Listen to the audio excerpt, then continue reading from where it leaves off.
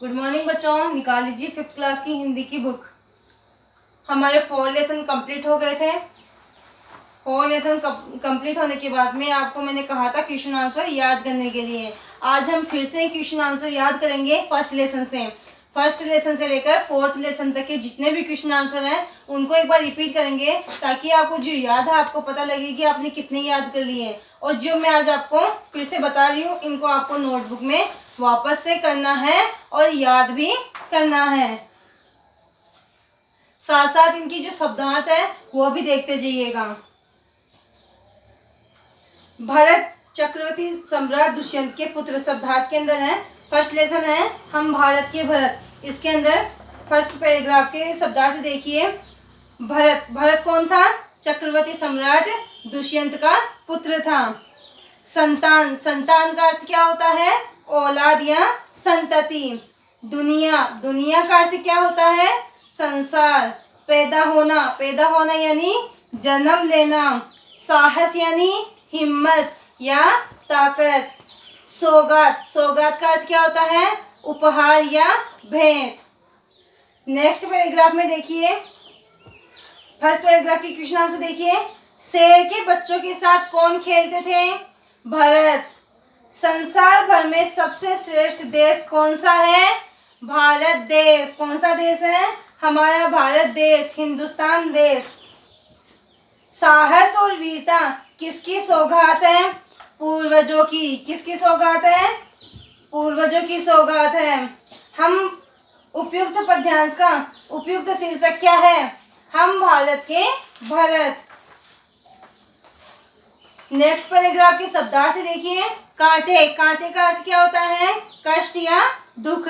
फूल का अर्थ क्या होता है? आनंद या सुख।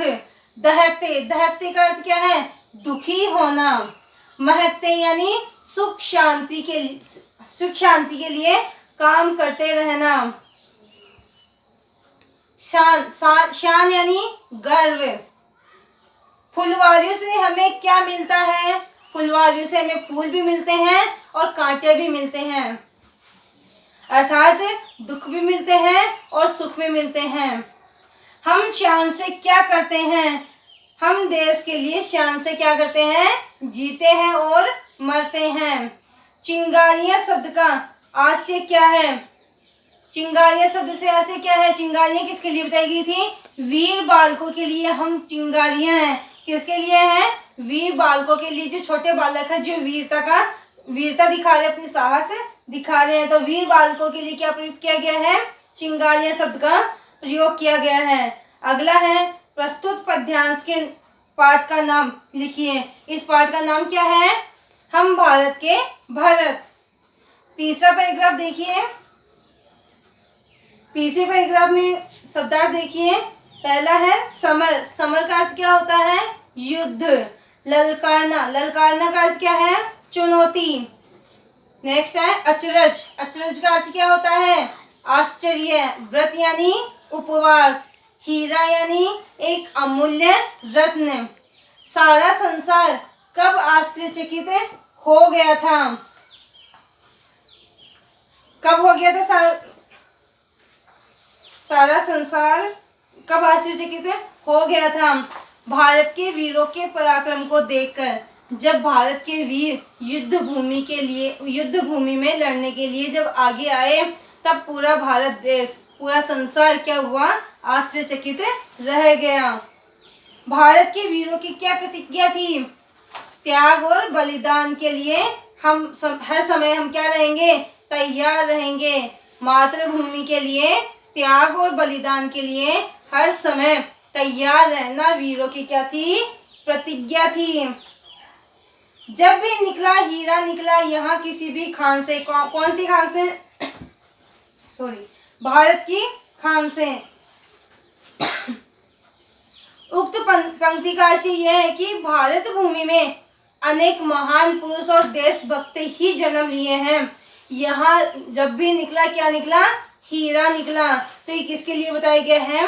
वीर व्यक्तियों के लिए बताया गया है, वीर महापुरुषों के लिए बताया गया, देशभक्तों के लिए बताया गया है। इतिहास किसने बनाया है? भारतीय वीरों ने। अपने पराक्रम से क्या बनाया है? इतिहास बनाया है। भारतीय वीरों ने अपने पराक्रम से इतिहास बनाया है। नेक्स्ट है 4th वाला पैराग्राफ देखिए। जान शब्दार्थ है। जान का अर्थ क्या होता है? प्राण। सदियों का अर्थ क्या है? 100 वर्षों से अधिक। कठिन, कठिन का अर्थ क्या है? मुश्किल। चौकस पहरेदार यानी सावधानी के साथ रखवाली करना। मेहनत, मेहनत का अर्थ क्या है? परिश्रम। उम्र, उम्र का अर्थ क्या होता है? वायु। सौगंध का क्या होता है? कसम। प्राणों से अधिक प्रिय क्या है हमें? हमारी भारत की भारत मातृभूमि, जिस पे हमने जन्म लिया है, उस पर हमें क्या है? गर्व है। वो हमें प्राणों से भी क्या है? प्यारी है। हम सबकी बड़ी जिम्मेदारी है। मातृभूमि की रक्षा करना हम सबकी क्या है? जिम्मेदारी है। मातृभूमि की सावधानी और सतर्कता के साथ रक्षा करना क्या है? हमारी जिम्मेदारी है। हमारे कौन सी परीक्षा का कठिन समय है?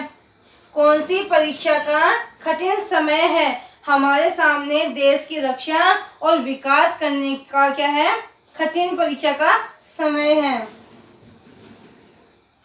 हमारे सामने देश की रक्षा और विकास करने की कठिन परीक्षा का समय है। उपयुक्त पद्यांश के पाठ का नाम लिखिए। एक ही शब्द बार बार आ रहा है, हम भारत के भरत। आपको लेसन की क्वेश्चन आंसर के साथ साथ आपको पाठ का नाम भी याद होना चाहिए। कौन सा लेसन है और उस लेसन का नाम क्या है, आपको ये भी याद होना चाहिए और इसका अर्थ भी आपको आना चाहिए, जो मैंने आपको बता दिया था। ठीक है, इस प्रकार से आपके इस लेसन के क्वेश्चन आंसर तो कंप्लीट हो गए हैं। उसके बाद जो प्रश्न उत्तर है ये हम इनकी बात कल करेंगे। ये जितने भी क्वेश्चन आंसर मैंने आपको बताए हैं पैराग्राफ के, सब आपको शब्दार्थ के साथ साथ में क्वेश्चन आंसर भी अपनी नोटबुक में करने हैं और इनको वापस से याद करने की कोशिश करना है। जो याद है उसके अलावा भी यदि आप दोबारा देखोगे तो आपके समझ में अच्छे से आएगा और अच्छे से याद कर लोगे। Thank you.